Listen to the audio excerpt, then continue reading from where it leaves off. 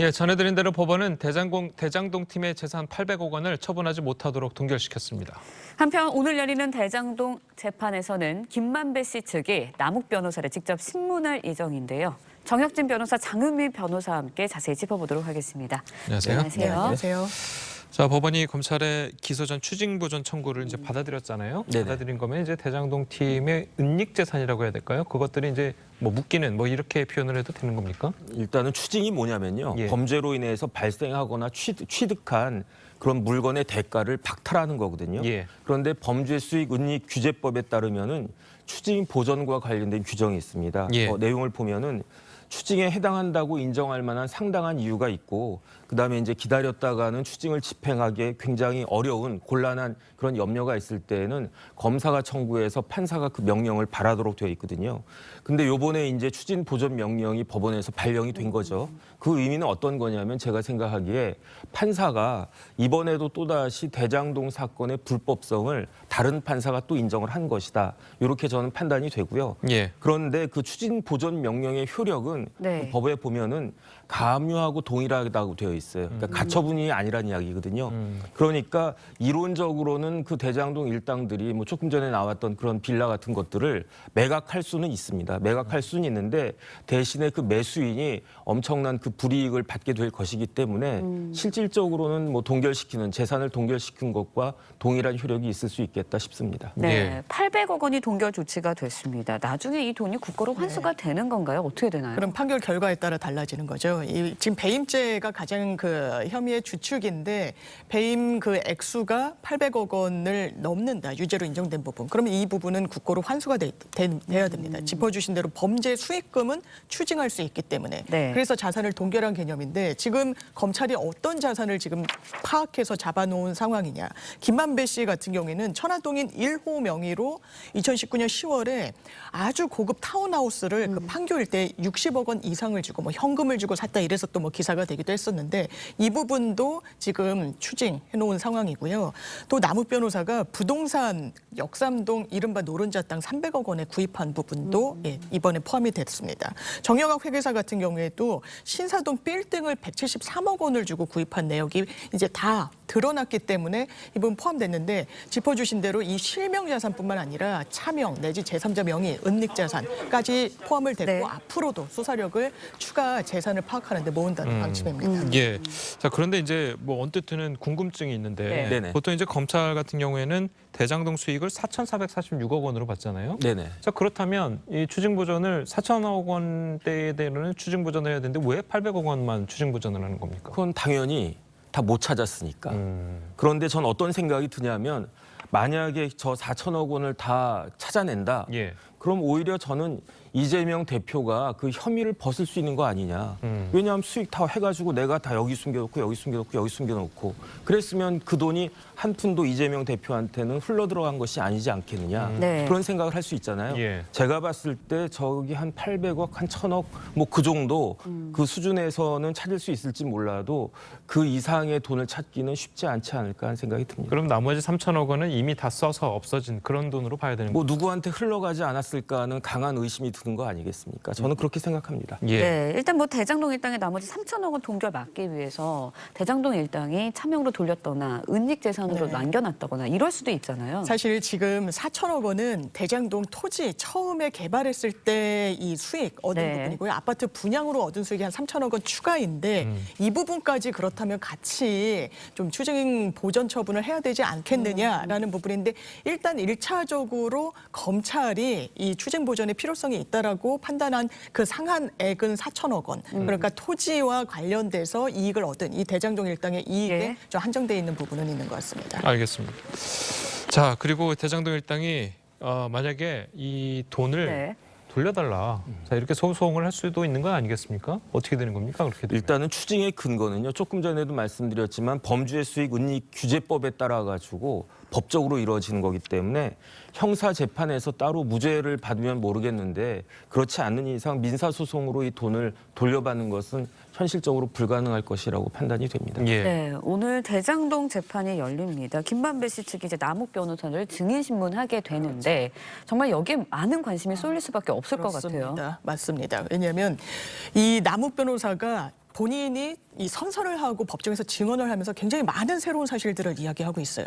지금까지 대장동 재판에서는 최종 돈의 귀착지가 유동규 씨였습니다. 예. 그런데 이게 정치권으로 흘러갔다는 취지에서 이재명 당시 시장 측 내지는 시장실 것이었다. 청와도인 1호 같은 경우에 이런 얘기를 하고 있는데 그 부분이 검찰의 주신문과 그리고 유동규 씨 측의 반대 신문에서 나온 증언들이거든요. 그게 지난 25일이었고 오늘은 남욱 변호사에 대해서 똑같이 증인지휘이지만 이번엔 김만배 씨 측이 묻는 겁니다. 그렇다면 남욱 변호사의 말도 본인이 직접 뭐 정치권에 돈을 갖다 줬다거나 이런 게 아니라 김만배에게 들었다. 내지는 김만배에게 뭐 인허가 사업 등과 관련해서 뭐 대관 업무를 좀 해달라고 로비 등을 해달라고 내가 부탁을 했다. 항상 연결고리인 김만배이기 때문에 김만배 씨 측의 이 반대 신문 내용이 상당히 주목받는 상황입니다. 예, 자 그렇다면 어쩔 수 없이 이제 김만배 씨는 내가 언제 그런 말을 했느냐라는 식의 이제 질문을 할 수밖에 없을 것 같은데, 네네. 자 어떻게 좀 예상을 하십니까? 일단은 남욱의 증언은 뭐냐면은 대부분이 지금 문제가 되고 있는 대부분이